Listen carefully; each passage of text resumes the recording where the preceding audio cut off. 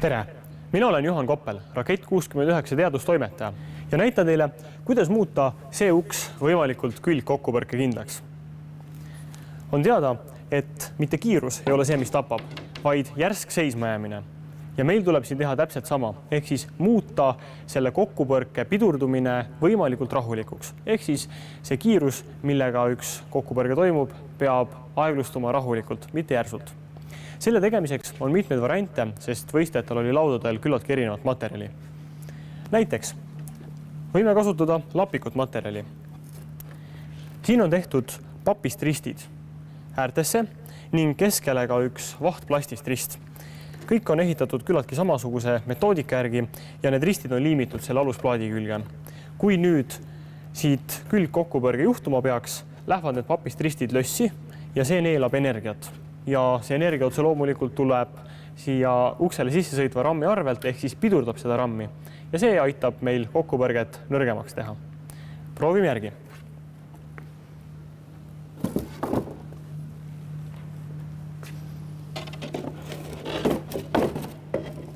Uks on üles sätitud ning ootab külgkokkupõrget.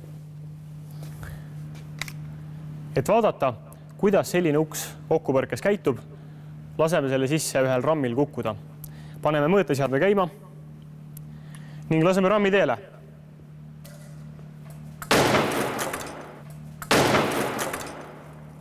Pauk oli kõva, kuid uks läks edasi nagu tarvis oli lössi ning pärast näeme andmete pealt, kuidas see avarii siis ka välja nägi. Kuid lahendusi on veel. Seame rammi uuesti üles ning võtame järgmise. Teine variant on kasutada veidi ümaramaid materjale. Näiteks papptopse ning pudeleid. Põhimõte aga on täpselt sama. Löögi korral lähevad papptopsid lössi ning ka need pudelid, mis siin all on, lähevad lapikuks. Ja otse loomulikult ei ole nendel pudelitel korke peal, sellepärast et kui korgiga pudel saaks löögi, siis õhk jääks sinna sisse kinni, see õhk ei saaks välja tulla ja see pudel oleks nagu väga jäik vedru. Ja seetõttu ei läheks ta lõpuni lössi ning see pidurdus oleks küllalt järsk, aga seda me ei soovi. Selline tühi pudel läheb aga palju paremini lössi ja võiks ju pidurdada selle rammi teekonda. Proovime ka selle lahenduse järgi.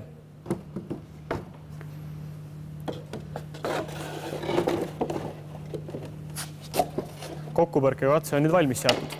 Paneme kiirendusanduri mõõtma. Ja palun ramm.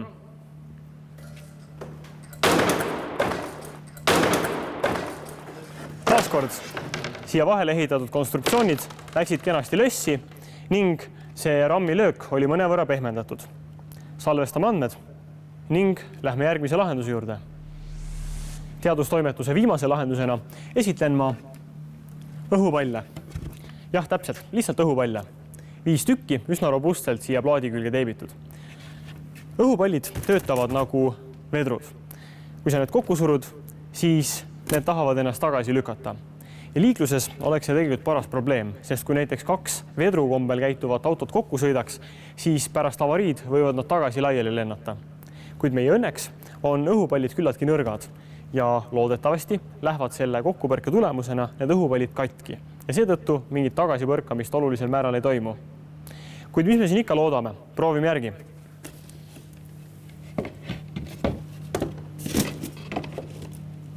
Meie efektiivne sõiduk on taaskord valmis külgkokkupõrkeks. Loodame, et meie eludes neid nii palju ei juhtu. Kuid siiski, paneme kiirendusanduri taaskord mõõtma. Ning palun ramm.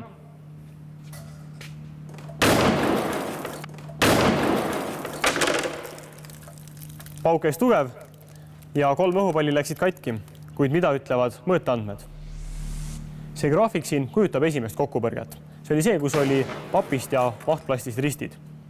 Võime näha, et see kokkupõrge oli küllaltki järsk, selline sakiline, ehk siis seal oli mitu lööki ja maksimaalne kiirendus oli 149 meetrit sekundi ruudus, ehk siis ligikaudu 15 G-d. See graafik kujutab teist kokkupõrget, papptopside ning kolmnurksete papilehtedega.